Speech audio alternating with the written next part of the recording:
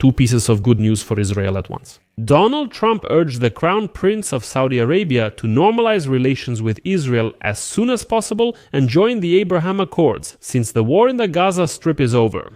Crown Prince Mohammed bin Salman is now set to visit the White House as early as next week to meet Donald Trump. This will be a visit that would have been simply impossible just a couple of years ago. And now the White House is openly stating that Riyadh is ready to take a historic step and essentially make a deal with Israel.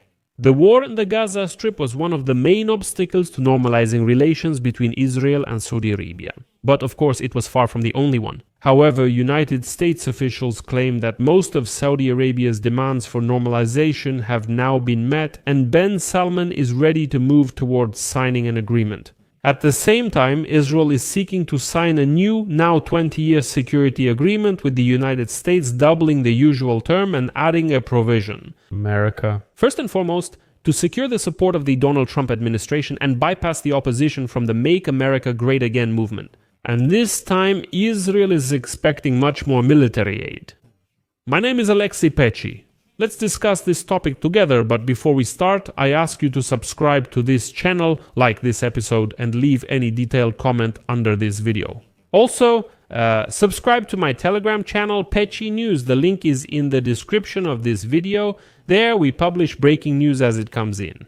If you want to support the work of this YouTube channel, you can do so financially with any donation or a paid sponsorship subscription through the links and details provided. In the description of this video, it clearly says, support the Pechiy channel. Choose any format that is convenient for you. I appreciate any support from you.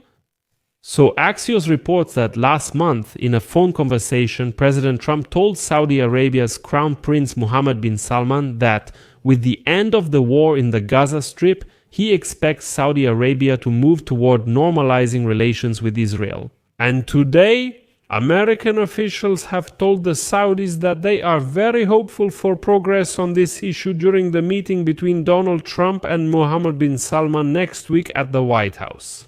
They say it would be a great time to announce their decision. According to Axios, the conversation between Trump and Mohammed bin Salman, which had not been made public before, took place right after the peace summit on Gaza in Egypt last month. At that time, Trump told Mohammed bin Salman that he had managed to put an end to the war in the Gaza Strip. And now he expects Saudi Arabia to fulfill its part of the deal, namely to move toward normalizing relations with Israel. Interestingly, according to Axios sources, Mohammed bin Salman expressed his willingness to work on this issue with the Trump administration. And it seems that now the chances of normalizing relations between Israel and Saudi Arabia are higher than ever. The war in the Gaza Strip was one of the main obstacles to normalizing relations between Israel and Saudi Arabia, but of course it was far from the only one. But officials at the White House claim that some of Saudi Arabia's other demands for normalization have now been met. And the Saudis, for example, wanted to sign a defense pact with Washington. And it is expected that during Mohammed bin Salman's visit, they will receive those very security guarantees from Donald Trump. Therefore, if Trump takes this step, then the Saudis should take a step toward normalizing relations with Israel. Saudi Arabia also wants an irreversible path toward the creation of a Palestinian state as part of the normalization agreement. Here, there's some divergence. The White House believes that the last 2 points of Donald Trump's peace plan for the Gaza Strip put the issue of a Palestinian state on the agenda. And that's apparently enough for now. While there's no guarantee of a Palestine, the issue is now on the agenda. Israeli Prime Minister Benjamin Netanyahu, a staunch opponent of the two-state solution, of course, does not agree. Netanyahu has taken a firm stance on implementing Trump's peace plan. But Trump's advisors are now urging Netanyahu to look at the bigger picture. They say if Trump implements his plan, he'll secure a peace deal with Saudi Arabia. So, which is more valuable?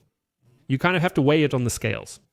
In Donald Trump's plan, it says that if the Palestinian Authority carries out reforms in good faith during the reconstruction of the Gaza Strip, conditions may finally arise for a reliable path to Palestinian self-determination and statehood. We acknowledge this as the Palestinian people's aspiration. That was a quote from Trump's plan. It also states the United States will start talks between Israel and the Palestinians to agree on political prospects for peaceful, prosperous coexistence.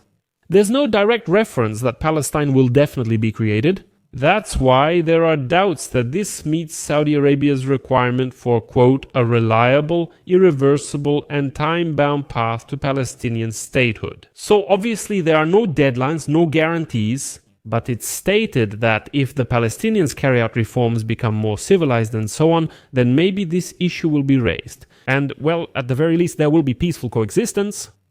Nevertheless, Riyadh, as they believe in Washington, could turn a blind eye to this in exchange for security guarantees from the United States.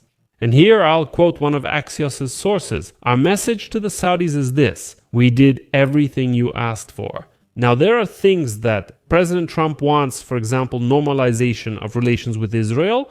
So how are you guys going to move in that direction? Here's another interesting point.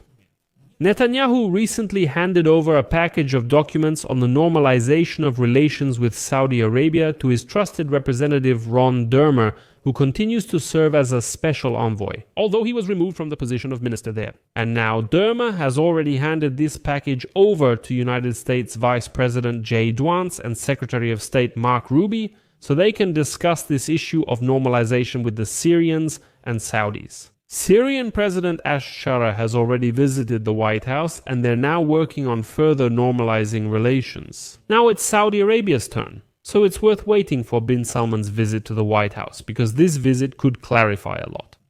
At the same time, Israel is seeking to sign a new 20-year security agreement with the United States, doubling the usual term and adding an America First clause to secure the support of the Trump administration. So, Netanyahu wants to cleverly include in an international agreement that, yes, America comes first. Although the previous agreement, let me remind you, promised Israel about $4 billion a year in military aid, and Israel will probably seek to receive at least the same amount in the future. Nevertheless, now making such a deal will be more difficult due to growing dissatisfaction with Israel, including among Make America Great Again Plus supporters. Those who support the Palestinian movement, they criticize Israel a lot for its actions. And supposedly, making such a decision will be more difficult. And the current 10-year Memorandum of Understanding signed in 2016 under Barack Obama expires in 2028. And Israel wants to reach a new agreement within the next year. That's why normalizing relations with the Saudis would show Trump's radical supporters that Israel is on the path to peace. Strangely enough, they've chosen to fully normalize relations with their neighbors and sign a 20-year security agreement. I'll leave it at that. Share your opinions and conclusions in the comments below this episode, subscribe to the channel, hit the bell, and don't forget to like. That's all for now. Take care, goodbye. To be continued.